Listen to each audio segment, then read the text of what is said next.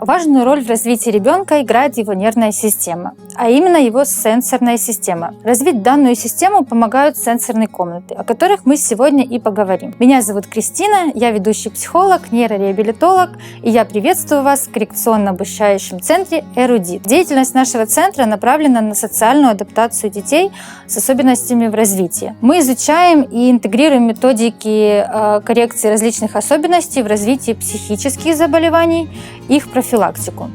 У человека есть 5 органов чувств. Это зрение, вкус, слух, обоняние и осязание. Благодаря изучению сенсорики, а также роли сенсорной системы в жизни человека, появились специальные комнаты, которые называют сенсорными. О них мы сегодня и поговорим.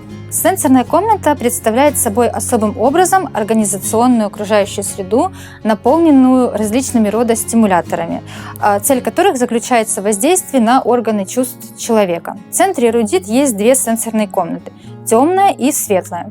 Основной целью сенсорных комнат является психическое, эмоциональное и интеллектуальное развитие ребенка. В светлой комнате преобладает дневной свет и спортивное оборудование для активных игр и занятий. Сенсорная комната подойдет не только для детей с диагнозом РАС, а также для деток с другими диагнозами, например, задержка психоречевого развития, СДВГ и прочими. Однако дети с РАС более склонны к тому, чтобы иметь трудности в этой сфере. А именно, это стимуляции, особенности питания, чувствительности к запахам, шуму, чрезмерные страхи, высоты или, наоборот, жажда острых ощущений, сверхчувствительность к определенным тканям, новой обуви, аутоагрессия. С этим всем как раз помогают справиться занятия в сенсорной комнате, наладить баланс между всеми системами восприятия и позволит ребенку улучшить качество его жизни и процесс социальной адаптации и когнитивного развития. Что же такое сенсорная диета? Для того, чтобы помочь ребенку как можно скорее справиться с особенностями обработки сенсорной информации, необходимо погрузить его в среду, которая будет этому способствовать. Мы помогаем родителю подобрать правильные упражнения, основываясь на потребностях ребенка и возможностях родителя, то есть учитывая распорядок дня. Это помогает наладить взаимопонимание и ускорить процесс дозревания нервной системы и ограничить количество стимулов.